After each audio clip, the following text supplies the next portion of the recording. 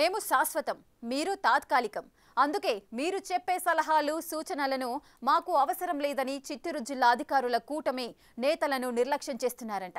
మీ సిఫార్సులు మాకు అస్సలు అక్కర్లేదు, మాకు సీఎం ఒక్కరి ఆశీస్సులు ఉంటే చాలు, మిగతా వారితో సంబంధం లేదంటూ నాయకుల మాటలను అస్సలు లెక్క చేయడం లేదంట. అంతా మా ఇష్టం అన్నట్లు వ్యవహరిస్తున్న చిత్తూరు జిల్లాలోని ఉన్నతాధికారులు అసలు కూటమి నేతలను లెక్క చేయడం లేదంట. దాంతో అసలు తాము అధికారంలో ఉన్నామా అన్న సంశయం కలుగుతోందట అధికార పక్షాల నేతలకి. ఉమ్మడి చిత్తూరు జిల్లాలో గత వైసీపీ హయాంలో పనిచేసిన అఖిల భారత సర్వీస్ అధికారులు ఆ పార్టీ కార్యకర్తల్లా పనిచేశారన్న ఆరోపణలున్నాయి. ఇప్పుడు కూడా వారు కూటమి ప్రభుత్వం అంటే లెక్కలేనట్లే వ్యవహరిస్తున్నారని టీడీపీ నేతలు సీరియస్ అవుతున్నారు. ముఖ్యంగా ఉమ్మడి చిత్తూరు జిల్లాలో ఈ పరిస్థితి దారుణంగా ఉందని నాయకులు వాపోతున్నారట. ఐఏఎస్లు, ఐపీఎస్లు వ్యవహరిస్తోన్న తీరుతూ అసలేం జరుగుతుందో అంతుపట్టడం లేదని క్యాడర్ వాపోతోంది. సీఎం వచ్చినప్పుడు మాత్రం తలుపి తరువాత తమదైన రీతిలో ఇష్టానుసారం వ్యవహరిస్తున్నారనే టాక్ వినిపిస్తోంది. సీఎంఓలోని కొంతమంది అధికారుల సహకారంతో వారు ఆడింది ఆట పాడింది పాటగా తయారైందట. చిత్తూరు ఎస్పీ మణికంఠ చందోలు తీరుపై బహిరంగంగా విమర్శలు చేశారు మాజీ మంత్రి, టీడీపీ సీనియర్ నాయకుడు, పలమనేరు ఎమ్మెల్యే అమర్నాథ్ రెడ్డి. పుంగనూరులో టీడీపీ కార్యకర్త రామకృష్ణను వైసీపీ కార్యకర్తలు, నాయకులు కలిసి హత్య చేశారు. దానిపై అమర్నాథ్ మదనపల్లిలో మీడియాతో మాట్లాడుతూ ఎస్పీ ఇప్పటికీ వైసీపీ తొత్తులుగా ఉన్న పోలీసులను కొనసాగిస్తున్నారని విమర్శించారు. దాన్ని మనసులో పెట్టుకుని ఎస్పీ ఏకంగా వందలాది పోలీసులను ఇష్టానుసారం బదిలీ చేశారని తాజాగా అమర్నాథ్ రెడ్డి ఆగ్రహం వ్యక్తం చేశారు. వైసీపీకి అనుకూలంగా ఉన్న వారిని బదిలీ చేయమంటే అందరినీ బదిలీ చేసి వారి పెళ్లం పిల్లల చేత తనను తిట్టిస్తున్నారని మండిపడ్డారు.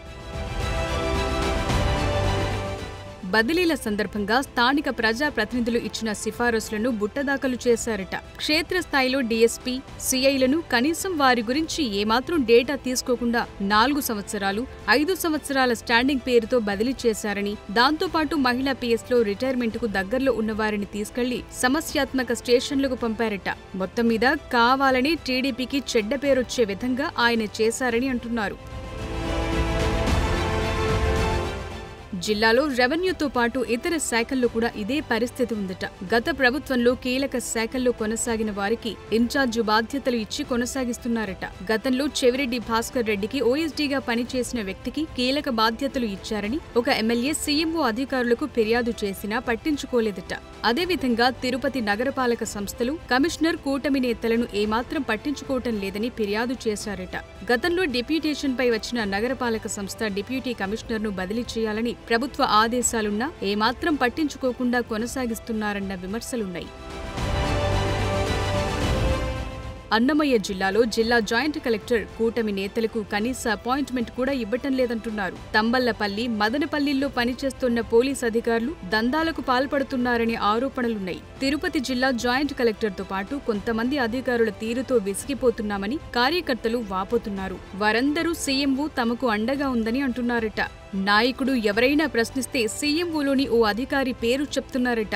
గతంలో తిరుపతి నగరపాలక సంస్థ స్టాండింగ్ కౌన్సిల్ ఎంపికలు టీడీపీకి చెందిన న్యాయవాదికి కాకుండా మరో వ్యక్తికి ఇవ్వటానికి ప్రయత్నించారు. అప్పుడు నిలదీస్తే కమిషనర్ సీఎంఓలోని ఒక అధికారి పేరు చెప్పి బెదిరించారట.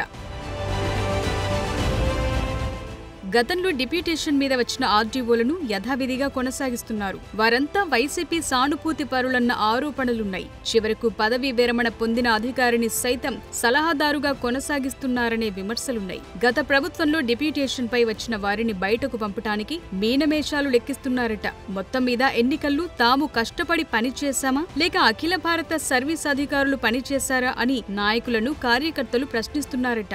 మరోవైపు గత 9 నెలలుగా జిల్లాలో జరుగుతున్న పరిణామాలపై సీనియర్ నాయకులు గళం విప్పటానికి సిద్ధమవుతున్నారట. ఆత్మాభిమానం చంపుకుని అధికారుల పెత్తనంలో బతకటం కంటే రాజకీయాలకు దూరం కావటం మేలని చాలా మంది సీనియర్ కార్యకర్తలు, పార్టీ ఆవిర్భావం నుంచి పనిచేసిన వారు అభిప్రాయపడుతున్నారు.